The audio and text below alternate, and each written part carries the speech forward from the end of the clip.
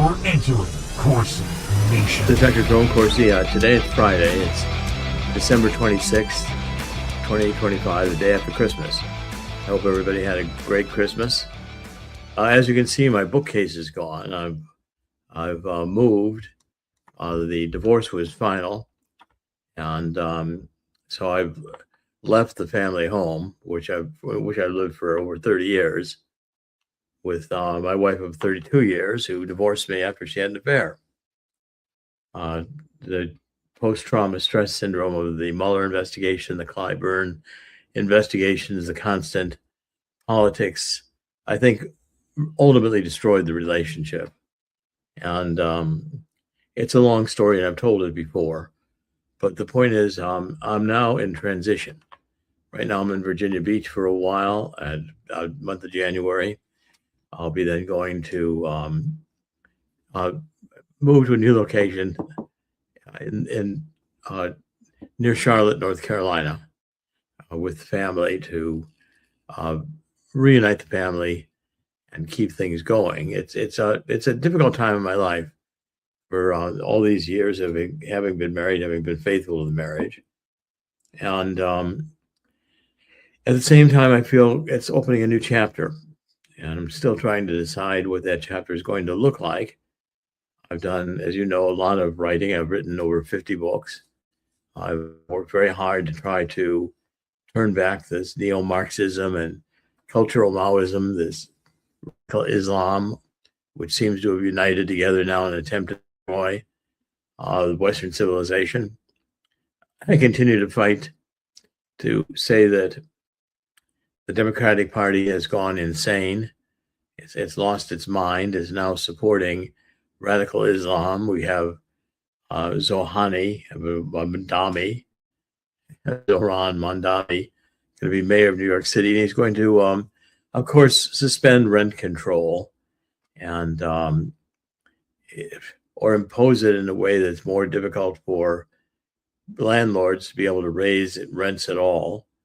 So in a short period of time, the idea will be that landlords will have to sell their properties. The city will buy them.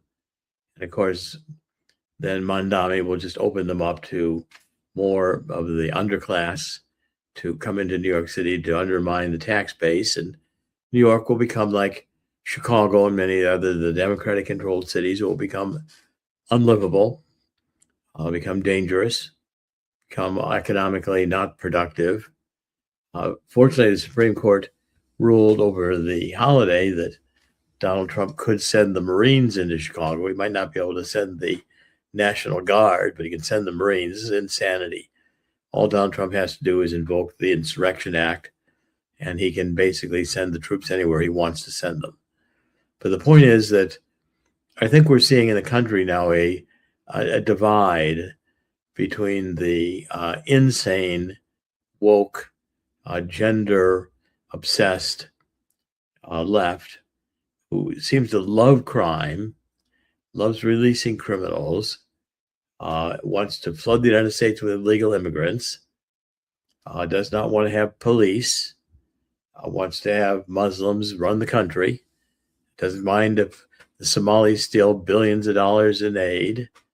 And what we've got is a Democratic Party that has now become not just communist, but Muslim communist, neo-Marxist, with a cultural Maoist kind of overtone in which they want to destroy the culture. They've become not only extreme left, but they're treasonous.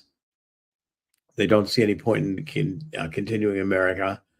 And the people who are following them are equally radical in terms of their unwillingness to tolerate dissent, their unwillingness to argue with you, their support of causes. Any bad idea, Democrats are enthusiastically in support of. So, we're facing a time in which the divide in this country ideologically mirrors the divide in Europe, although in Europe, you now have censorship, including in the UK, so that you cannot even argue these issues without risking going to jail. And these are the points at which civilizations just collapse. And what I'm seeing, I think, in terms of Europe, is that Europe wants to continue the war, with Russia in Ukraine and wants to spend another billion or how many billions of dollars on the militaries fighting this war are only going to bankrupt Europe. The economics, I think, are desperate in Europe. They are not desperate here because Donald Trump has had the wisdom to continue with these tariffs. And the tariffs have really brought in a considerable amount of money. Okay, now gold is trading now at $4,532 an ounce. I predicted it would be at $4,500 an ounce by the end of the year. It looks like it's reached that. Silver is at $74 an ounce, and it's increasing more rapidly as a percentage than gold because, of course, its price is lower. But what this indicates is that, again, the lack of trust and confidence in the financial system, the traditional financial system, has evaporated. And Trump may have a strong economy in the United States, but Europe is teetering on the brink of what I consider to be one step away from a gigantic economic decline. I want to point to, again, let's go to Swiss America.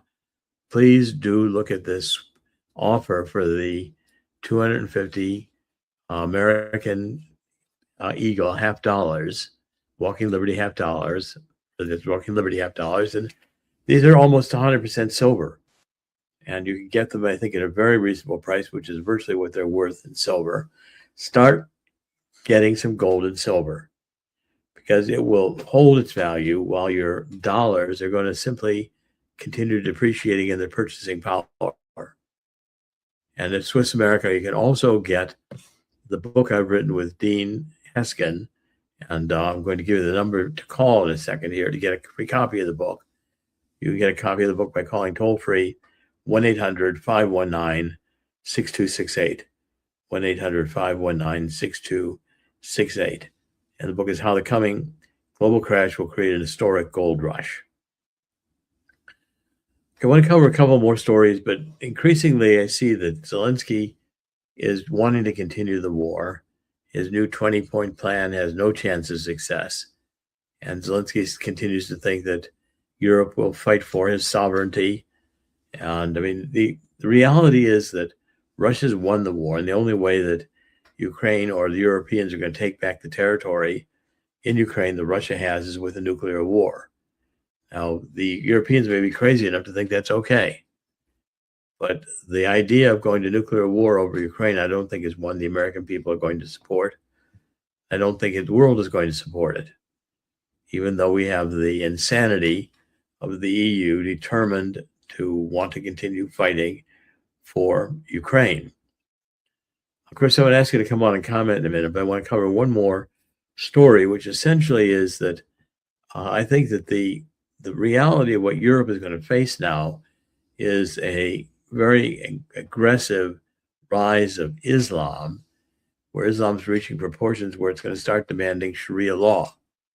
And I think the Europeans are going to find that they're going to capitulate because they don't have really the backbone to get rid of the Muslim populations, which are determined to take over Europe and to destroy Christianity. Over the Christmas holiday, President Trump ordered a military strike on ISIS in Nigeria, which, these got these gangs in countries like Nigeria killing Christians in massive numbers. And so therefore Trump launched a Christmas strike, what he called his terrorist scum, Nigeria, after the killings of Christians persisted. Chris, you want to comment on a couple of these stories? I think these, as we enter the end of 2025, I think we're seeing that we're still in a world that's borderline at war, and tensions are increasing with Islam rapidly. Well, you're gonna see this in America too. We have a fast-growing population of Muslims here, generally in enclaves, so they can get legislative power. You've seen that with the Somalis in certain areas of the country right now. Now you're seeing Zoran Memdani take over and trying to maybe artificially bring those enclaves in through the process you were discussing earlier in the program with the rent control issue. Again, landlords today, people who own land are going to be, like you said, either forced to sell or forced to become slumlords. Either one, and it's not going to be good either way for the city. Every other blue city is watching what New York City is doing, and like congestion pricing, they will try to copy. They will, and again, it's not going to be terribly effective because some of these problems really don't have solutions to them as long as we, continue to try to, protect the wrong forces in society. Instead of getting the homeless off the streets, we're encouraging homelessness. Instead of designing a system of welfare that is not prone to fraud, the Somalis are stealing billions of dollars. And the Treasury Department just announced they're going to do an operation targeting 100 money services operating along the U.S.-Mexico border, which, funds the cartels. Well, again, unless you really want to examine the Treasury Department's role and the Pentagon's role, the CIA's role, and the drug trade, you're not going to solve the problem. You can't run a drug trade or child sex trade or child organ harvesting without the intelligence agencies and the governments involved. And so therefore, the idea that these are just criminal activities outside of government belies the fact that much of our government has become criminal itself and engages in criminal activity with, no concern at all of being convicted or tried for it. And certainly Brennan now is crying about this case being, the Russian collusion case being examined in Florida, where the judge may not be so favorable to him as the Southern District of New York. But the point is, we are going to have to see in 2026 some prosecutions and some people brought to justice, because this has not been the case so far. And I think the American people are going to demand that the MAGA movement produce results in terms of really ridding the bureaucracy of so many people who are still yet fighting the Trump agenda. And I think we're going to see a test here. The key issue is, to me, that we are going to have an executive order that demands voter ID and proof of citizenship. Trump does not do this, we risk losing the 2026 election. And if we lose the 2026 election, we could lose the country. It's really that critical an issue right now. And I hope that Trump is actually very much engaged in planning to issue this executive order. Chris? Oh, we were going to need this a long time ago. The problem is you're going to have some liberal judge try to block it again. This is what they're doing. They're playing games. Honestly, Trump doesn't have to deal with these lower level judges, but it's extended war. It's extended lawfare against Trump and the Trump administration, as far as changing things, as far as exposing the shenanigans that have been going on in elections for a very long time. And they don't want their system to change, and they're hoping to wait out these 4 years through stalling any process, hopefully trying to cheat their way into the next election, the midterm elections, to gain more legislative power and see if they can stall Trump some more. But like Obama said, he has a pen and a phone. Maybe he can keep going with it. Just keep hammering away. The good thing is, guys like Stephen Miller are out there intellectually breaking down what's going on and how judges cannot block certain executive orders or executive actions, especially when the president's acting as commander in chief, like when he's trying to deport a lot of illegal aliens, designating Tren de Aragua. Excuse me, a little morning stiffness there. Tren de Aragua as a terrorist organization. They're trying their best to keep the country from actually changing the way it does business. We should be watching that. Well, we're going to change a lot in Corsi Nation here coming in 2026. God's Five Stones is going to expand into looking at child sex slavery and child organ harvesting. We're going to go much more deeply into the spiritual warfare and look at extremely hard at the stolen elections, which are now, I think, apparent. The Democrats are stealing elections, and Act Blue, the political corruption where money is being stolen, taken from illegal activity in the border and put through into the the Democratic NGO extreme leftist causes to destroy the country. The attempt by the Obama coup d'etat to destroy America. We've been through a lot, and we have a lot more to go through. But I think in the end, God always wins. God's going to win here today as well. This is an abbreviated program. I just want to come on and announce what's going on and the shift in my life and the reorientation of what my priorities are going to be.